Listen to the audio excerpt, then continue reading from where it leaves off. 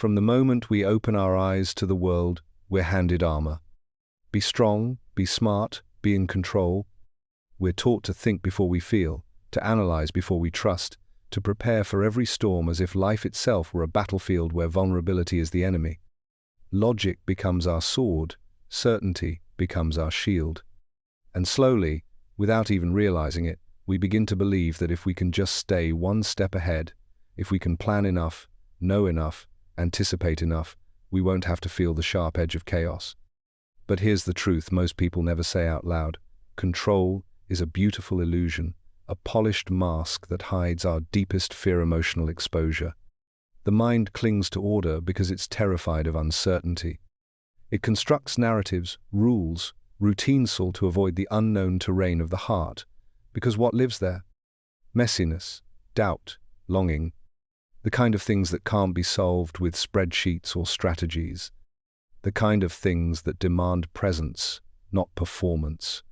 Carl Jung once said, "Until you make the unconscious conscious, it will direct your life and you will call it fate." And perhaps nothing hides in the unconscious more stubbornly than our need to control. It whispers, if you just don't let go, you won't get hurt again. But what it doesn't tell you is that in gripping so tightly, you suffocate everything real. Control might keep you safe, but it also keeps you small. It shields you from the fall, yes, but also from the flight. Because the truth is, surrender doesn't mean losing. It means finally realizing that strength isn't in knowing everything, it's in trusting what you feel when there's nothing left to know. And sometimes, the bravest thing the mind can do is bow to the heart and say, I don't have to lead anymore, I'm ready to feel. You see them everywhere. The confident ones, the achievers, the ones who always have a witty comeback, a polished outfit, a smile that hides just enough. But look closer, not with your eyes, with your intuition. There's something trembling beneath the surface. Because sometimes confidence is just fear in a better outfit. Sometimes ambition is a mask for, please don't look too closely. And sarcasm? It's often the last defense of someone who's terrified of being truly seen. We live in a world that rewards performance, that tells us strength means silence, that praise is for those who pretend they don't bleed. And so, we build the armor: achievement, appearance, indifference. We learn to keep things light, to turn pain into punchlines, to never need too much. Because needing is dangerous, wanting is dangerous, feeling is dangerous. But the greatest danger of all is what happens when you wear that armor for so long, you forget who you are without it. Underneath the polished mask is a truth most of us carry like a secret. We're scared. Scared of rejection, of not being enough, of being too much. Scared that if we show the raw, unfiltered version of ourselves, no one will stay. So instead, we build a character we think they'll love. But in doing so, we end up living a life that doesn't feel like our own. Here's the paradox: we think vulnerability will drive people away. But in truth, it's the only thing that ever truly brings them close. Because when you finally allow yourself to be seen, not the version that's rehearsed or charming or put together, but the version that's real, something shifts. You stop performing and start connecting. Vulnerability isn't weakness. It's the most radical form of strength in a world obsessed with pretending. It's saying, this is me, no mask, no filter, just truth. And the ones meant for you? They won't run from that truth. They'll meet you in it. Before the mind can make sense of anything, the heart has already whispered the truth. You've felt it. That quiet discomfort in a conversation that seemed fine. That pull towards someone you just met, before a single word is spoken. That ache in your chest when something doesn't align, even when it looks perfect on paper. We call it intuition. But what if it's more than that? What if it's your deepest intelligence? The kind that doesn't come from logic but from resonance. Carl Jung described this as the feeling function, one of the 4 core ways we perceive the world. While the mind tries to analyze, the heart tries to align. Not with facts, but with truth. Not with evidence, but with energy. You might not always be able to explain what you feel, but you feel it anyway. And often that feeling is the most honest thing in the room. The mind is taught. The heart is tuned. And over time, we've learned to favor the mind, Because it sounds smart, it speaks in reason, it gives us certainty. But certainty isn't always truth. Sometimes it's just fear dressed in logic. The heart doesn't argue, it knows. And that knowing can be terrifying because once you admit it, everything has to change. So we deny it, we override it. We stay in jobs, relationships, identities that make sense but don't feel right. Because following the heart often requires a kind of courage the world doesn't teach. But here's the key. When you begin to trust what you feel instead of just what you think, a shift happens. You start making decisions that nourish your soul, not just your resume. You stop chasing what looks good and start living what feels true. The heart isn't reckless, it's refined. It's not impulsive, it's ancient. It doesn't scream, it senses. And when you listen to it not as a last resort, but as your first guide, you begin to move in alignment with something deeper than survival. You begin to live from the inside out.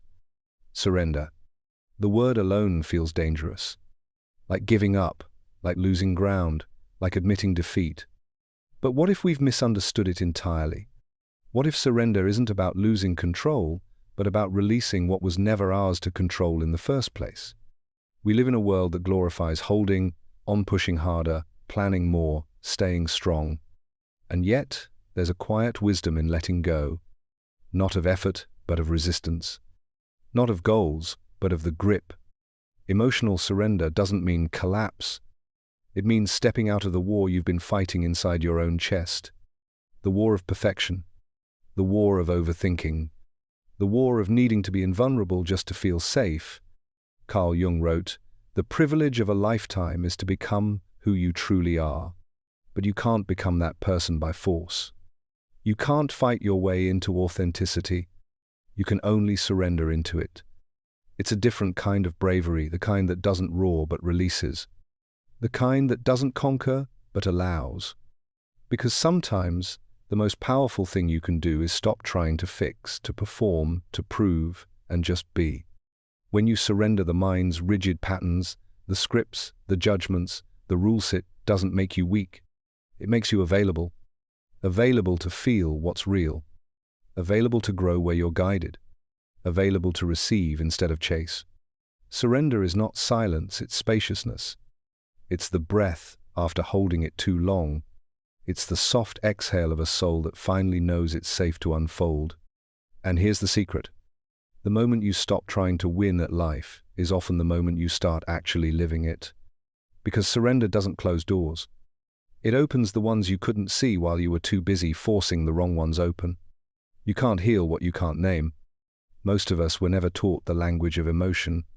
We learned how to calculate, how to spell, how to obey, but not how to say, "I'm hurt," or "I need to be seen," or "I'm afraid you'll leave." So we grew up fluent in silence. We became experts at swallowing what should have been spoken. And yet, beneath every quiet sigh, every tight chest, every unexpected anger, there's a message waiting to be heard. Emotional literacy isn't about being dramatic. It's about being honest. It's the courage to turn toward the very thing we've spent years turning away from, the truth of how we feel. When we repress what we feel, it doesn't disappear. It just goes underground, into the body, into our relationships, into our choices.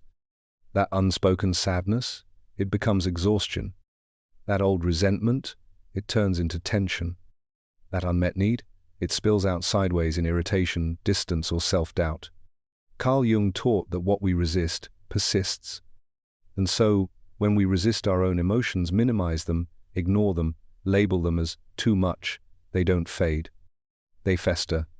But something shifts the moment we put a name to it. The moment we say, "This is grief. This is longing. This is anger rooted in feeling invisible." Naming what we feel doesn't make us weak, it makes us real. And realness is the birthplace of healing. Because vulnerability begins there at the threshold of language. When you stop pretending to be fine and start saying what's actually alive inside you, you invite others into intimacy, not just interaction. You give your inner world a voice.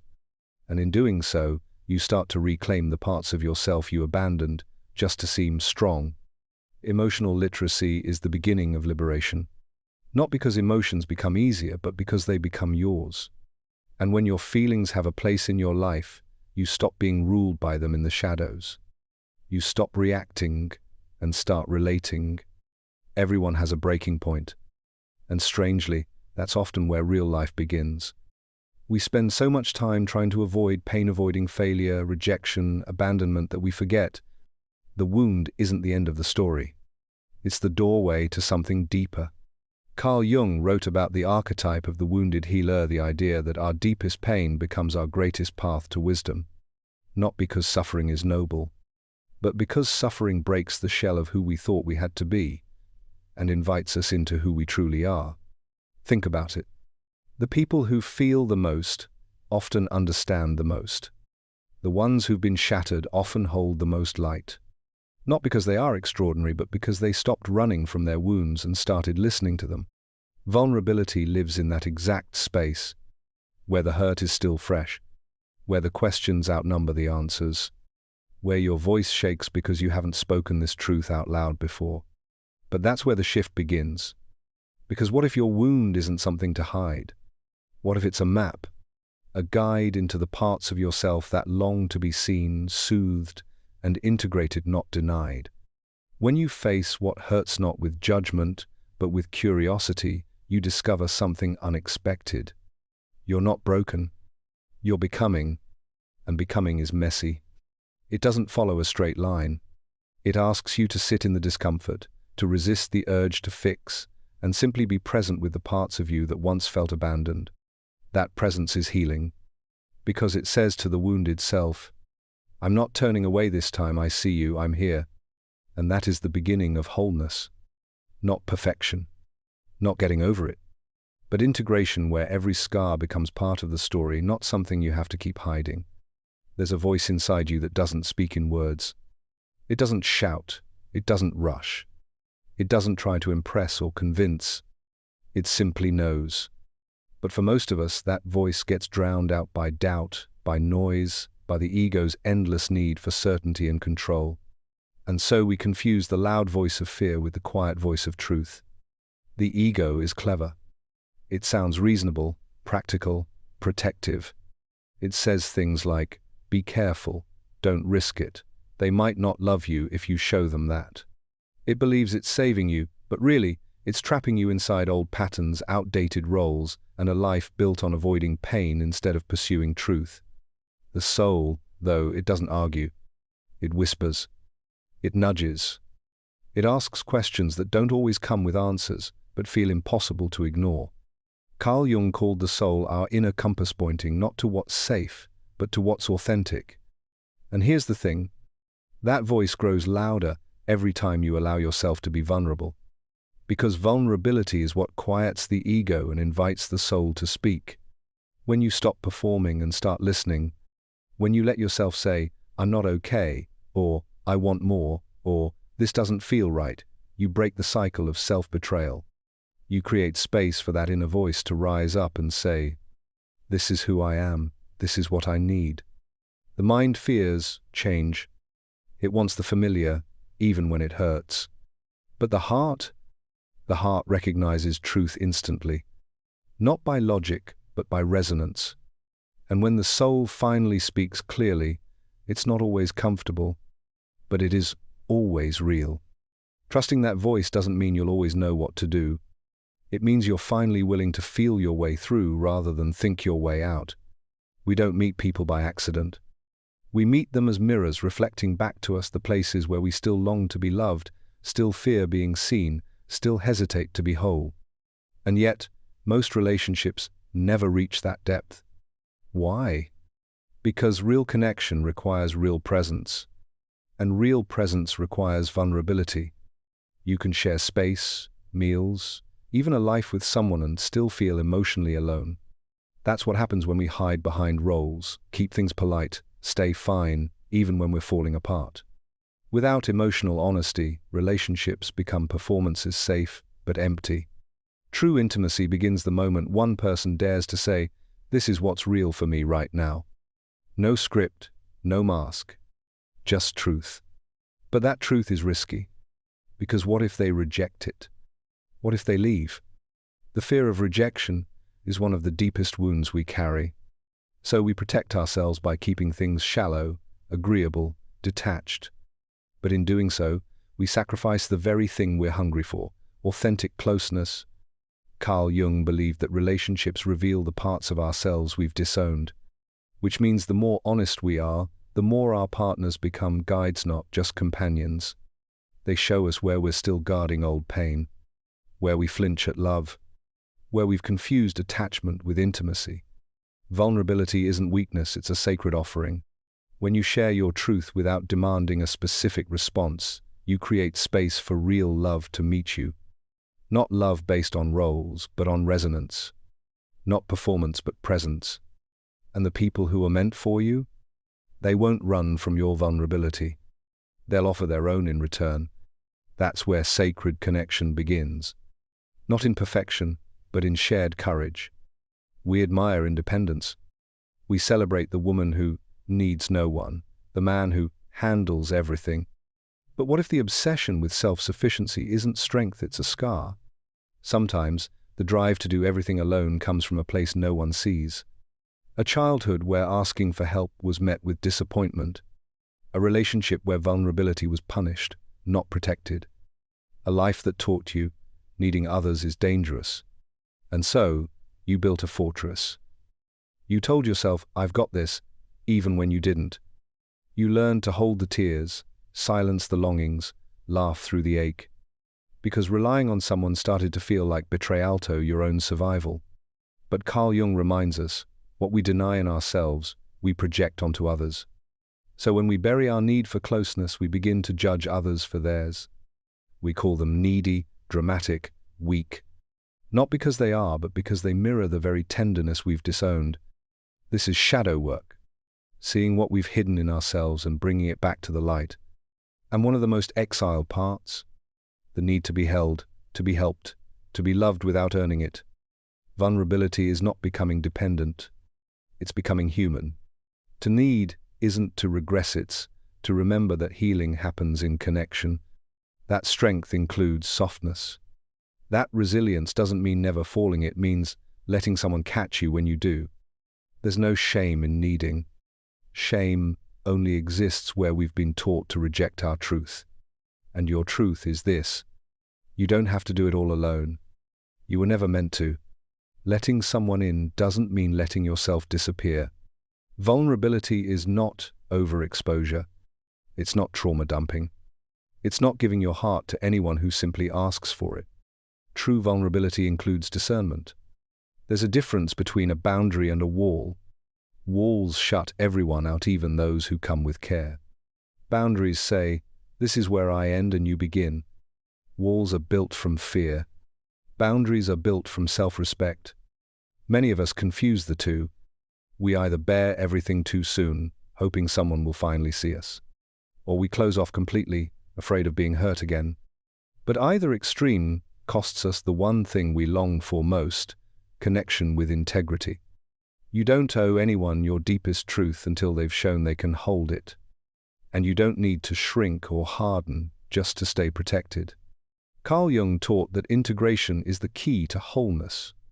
And this includes learning how to hold both openness and caution in the same breath. To know when to speak and when to pause. When to invite someone in and when to walk away. Emotional strength is not about constant vulnerability. It's about wise vulnerability, choosing to reveal what's sacred to those who treat it as sacred. And here's the paradox. When you know how to protect your heart, you no longer have to hide it. Because strength isn't in the wall, it's in the door you choose to open with clarity, courage, and care. There's a fear many never speak out loud. That if I love too deeply, I'll lose myself. That if I let them in too far, I'll forget who I am.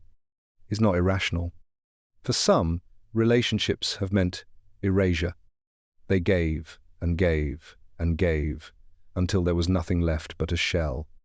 They bent to fit, shrunk to keep peace. And what they called love was really self-abandonment. So now, when someone gets close, their body tenses, their heart whispers yes, but their nervous system screams no. because deep down they don't fear love, they fear disappearing inside it. Carl Jung reminds us that true wholeness is integration, and integration means allowing both parts of the truth to coexist. Yes, I want connection, and no, I won't give up myself to have it. Vulnerability is not about dissolving into someone else. It's about bringing your full self into the space between you. It says, I'm here, with you, not to be completed but to be met. Because real intimacy doesn't require you to become less. In fact, it invites you to become more honest, more embodied, more aware of your own needs, limits, desires. The fear of merging comes from a history of confusion where love meant pleasing, silencing, sacrificing. But mature love? It honors two whole people choosing each other freely. You can hold space for someone else without letting go of your own. You can open your heart without giving away the key to your identity. Letting someone in doesn't mean losing your center. It means expanding your capacity to love while staying rooted in yourself. And that, in the deepest sense, is wholeness.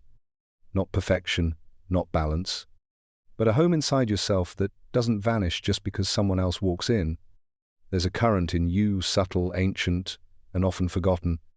It doesn't rush, it doesn't conquer, it doesn't demand. It receives, it feels, it knows. Jung called this force the animath inner feminine, present in all of us, regardless of gender. It's the part of the psyche that connects us to emotion, intuition, nurturing, creativity, and stillness. But in a world built on performance, logic, and productivity, the anima is often silenced, repressed, mocked, labeled as too emotional, too sensitive, too soft. And yet, when we suppress this principle, we disconnect from the very source of our emotional truth. We become dry, distant, efficient, but empty. We may function, but we no longer feel. And that numbness? It's a wound in the soul. Vulnerability is a return to that inner feminine. Not as gender, but as energy. It invites us back into receptivity, to sit with rather than fix, to feel with rather than figure out. The anima doesn't yell. She waits. And when we slow down enough to hear her, she speaks in sensation, in tears we can't explain, in gut feelings that defy logic, in the ache for meaning that no achievement can satisfy. Welcoming her back isn't weakness, it's reunion. It's what brings balance to the overworked, over-armored, masculine mind. Carl Jung believed that individuation, the process of becoming whole, requires reconciling our inner opposites. And vulnerability is how we begin that reconciliation. It says, I'm ready to stop performing, I want to start feeling again. And when the feminine within is no longer denied, we don't become less, we become complete. Because the anima doesn't make us fragile. She makes us wholehearted. And in a world terrified of softness, that is radical. No one chooses collapse. It arrives like a storm, sudden, sharp, and unwelcome. The breakup. The diagnosis. The moment you realize the life you built was never really yours. The mind panics. It scrambles for answers, solutions, exits. Because collapse feels like death of an identity, a dream, a version of yourself you clung to. But beneath the chaos, beneath the noise, the heart whispers something the mind can't yet understand. This is not the end. This is the beginning. We fear falling apart. We call it failure. We try to hold it together at all costs. But some things are meant to break not because we're weak, but because we're ready. Carl Jung taught that real transformation often starts in the dark. In the moment, we stop pretending and start feeling. When everything we thought protected us falls away and only what's true remains. Because collapse has a strange kind of grace. It strips you of the false. It leaves you naked, yes, but also finally honest. You stop running. You stop performing. And in the quiet that follows, you hear something you've missed for years. Yourself. Vulnerability isn't just about sharing your story when it's polished and wise. It's about showing up in the wreckage and saying, even now, I'm still here. That is sacred. Not because it's pretty, but because it's real. Collapse doesn't destroy you. It returns you to your heart, your body, your soul. It reveals what was always inside. A strength not built on control, but on surrender. And that's the paradox. What feels like falling apart is often falling into place. We all wear masks. The achiever, the caretaker, the confident one, the fine one. We shapeshift, smile, show you even when we're breaking inside. It's not deception. It's protection. We learn early that parts of us are welcome and parts are not. So we create a version of ourselves that fits. Polished, palatable, predictable. Carl Jung called this version the personality mask we wear to meet the world. Useful, yes, necessary, sometimes. But dangerous when we forget it's not who we truly are. The persona keeps us liked, but it also keeps us lonely. Because love that's given to a mask never quite reaches the heart. Vulnerability is the slow, sacred removal of that mask. Not all at once, not for everyone, but piece by piece, in spaces safe enough for truth. It's saying, this is what I've hidden. This is what I've feared you wouldn't accept. And then, breathing through the silence that follows. Because becoming real isn't just about honesty with others. It's about intimacy with yourself.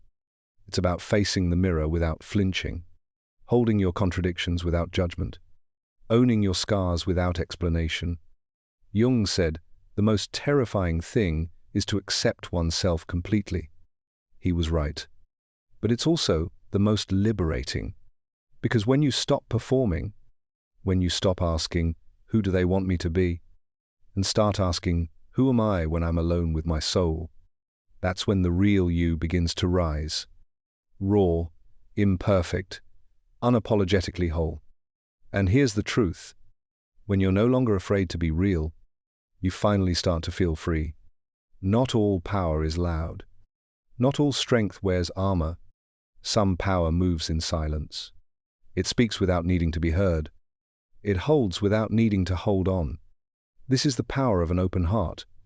Not the kind that opens recklessly. Not the kind that bleeds for anyone who knocks. But the kind that chooses to stay soft in a world that taught it to harden. When the mind surrenders, when it finally lets go of its need to control, predict, protect, the heart steps forward.